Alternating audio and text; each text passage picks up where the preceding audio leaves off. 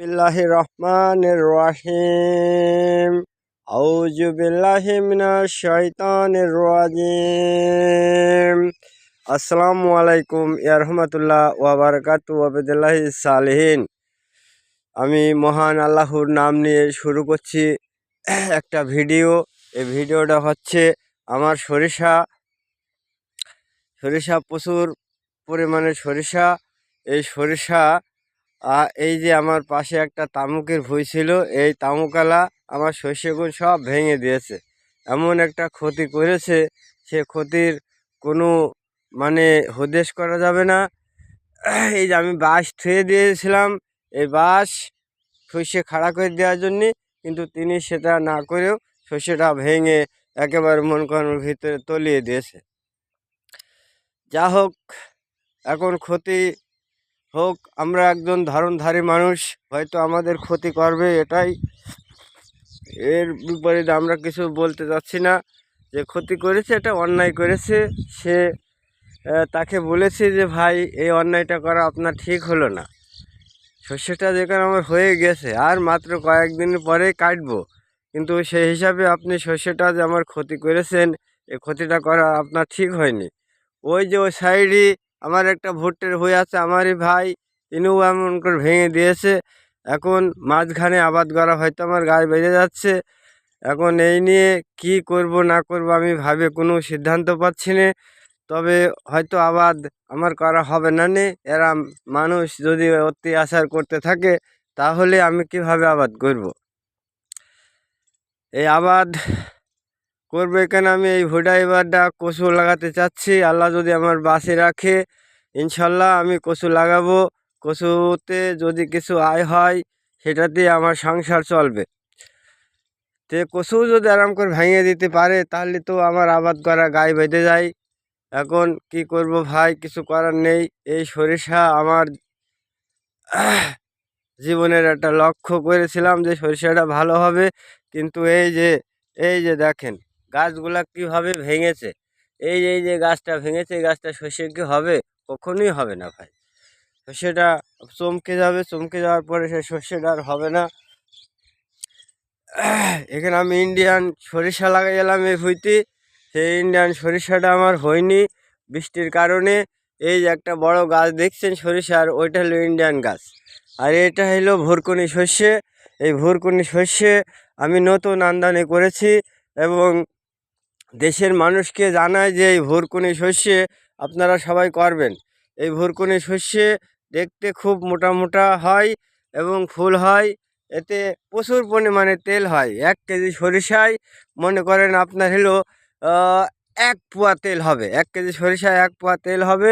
তবে আমার পাশের জমি যাদের আছে, তারা ভালো নয়, তারা সবাই আমার প্রতি হিংসে করে এবং তারা সরিষা আগুন ভেঙে দিচ্ছে, 2 সাইড দিয়ে ভেঙে দিচ্ছে। এখন এই নিয়ে আমি আর কিছুই বলি নে। আমরা একটা বংশধারী লোক, আমার বাপ দাদা বংশধারী লোক, মানুষকে ছাড় দেওয়ার অভ্যাস আছে। ছাড় না দিলে তাহলে এখানে মারামারি করতে হয়। মারামারি করতে তো আমরা পারবো না, কারণ আমরা মানুষকে ছাড় দিতেই শিখেছি, কিন্তু মানুষের উপর অত্যাচার করতে শিখিনি। তাই সেই বিষয় আমি সাধারণ জনগণকে বলতে চাই, আপনারা দের পাশে যদি কোনো জমি জায়গায় কেউ কোনো আবাদ করে, সেই আবাদটা ক্ষতি করবেন না। ক্ষতি করলে এতে গৃহস্থ লস খায় এবং দেশের ক্ষতি হয় এবং আল্লাহ তার উপর অসন্তুষ্ট থাকে। তাই নিজের ফসলকে যেভাবে দেখবেন এবং অন্যর ফসলকেও সেভাবে দেখতে হয়। তা না হলে তো মানুষ হওয়া যায় না। মানুষের ভিতরেই যেখানে আল্লাহ বিরাজ করে, সেই হিসাবে আমরা সবাই সবাইকে দেখে রাখবো। দেখে না রাখলে তো হলো না। তাহলে কেমন হলো? লালন সাইজ একটা বাণী দিয়েছে, যে বাণীটা শুনলে মানুষের হৃদয় কেঁপে যাবে। মানুষ ভজলে শোনার মানুষ হবে। এই যে মানুষ ভজা কাকে বলে? হ্যাঁ, তুমি যদি একজনকে ক্ষতি করো, তোমার নিজের ফসলটাকে তুমি ভালো মনে করো, অন্যর ফসলটাকে তুমি ভেঙে দিচ্ছ বা ক্ষতি করে দিচ্ছ, তাহলে তো তুমি মানুষ হতে পারলে না দাদা। মানুষ হতে হলে মানুষকে সঠিক পথ দেখতে হবে, সঠিক পথের অনুসন্ধান করতে হবে, মানুষ ভজতে হবে, মানুষ ভজলেই আল্লাহকে ভজা হবে। আর আল্লাহকে ভজা হলেই মনে করো যে সে মানুষ হতে পারবে। এই যে আমার সেই ইন্ডিয়ান সরিষা দেখছেন কেমন গোছা হয়েছে, যেমন গোছা হয়েছে তেমন গাছের ধরন, তেমন গাছের বরণ, তেমন গাছের সরিষার ফুল। আমরা সেই ইন্ডিয়ান সরিষা এখানে নিয়ে এসেছিলাম আমি 1 বিঘা জমিতে চাষ করেছিলাম, কিন্তু দুর্যোগের কারণে সে চাষটা আমার করতে পারিনি। কিন্তু আল্লাহ যদি আমার তৌফিক দেয়, ইনশাল্লাহ যদি আল্লাহ আমাকে বাঁচিয়ে রাখে, আগামীতে হয়তো আমি এই সরিষা চাষ করব। এই যে আমার সরিষা দেখেন, এই যে কত মোটা মোটা সরিষা, এটার ফলন 1 থেকে 1.5 কেজি, প্রতিটি গাছে 1 থেকে 1.5 কেজি সরিষা হয়। এই যে বিশাল একটা গাছ দেখছেন, বিশাল একটা বড় গাছ, এই গাছটায় কেবল মুকুল এসেছে, কিন্তু গাছগুলো আমার আরও আগে লাগাতে হতো। এই যে গাছের গোড়া দেখেন, গাছের গোড়া কত মোটা। এই মোটা গাছ থেকে হাজার হাজার গাছের সাইড বেড়াইয়েছে। এই যে আরেকটা গাছ দেখছেন, খুঁটি দিয়েছে আমি, থোকায় থোকায় সরিষা ধরেছে, কিন্তু এই সরিষার ফলন হয়তো আমি তেমন খুব একটা পাবো না, কারণ আমার সরিষা লাগানো হয়ে গেছে একটু লেটে। এটা আরও 1 মাস আগে লাগাতে হবে। এই যে গাছের গোড়া দেখছেন, এই গাছের গোড়া কুড়ুল দিয়ে কাটতে হবে। কুড়ুল মানে যে গাছ, মোটা মোটা যে গাছ কাটে সে গাছ দিয়ে কাটতে হবে, তা না হলে গাছ কাটা যাবে না। এই যে আরেকটা গাছ, তৃতীয় একটা গাছ, এই গাছটাও সরিষা ধরেছে। সরিষাটা আমার এটাও খুব পছন্দ সময়, এবং এর গাছও খুব মোটা, এবং আল্লাহ যেন আমাদের এই সরিষা লাগানোর সবাইকে তৌফিক দেয়। এবং এই যে একসাথে আমি ধরেছি গাছগুলা, ধরে মনে করেন আমি আমার বুকে টেনে নিয়েছি।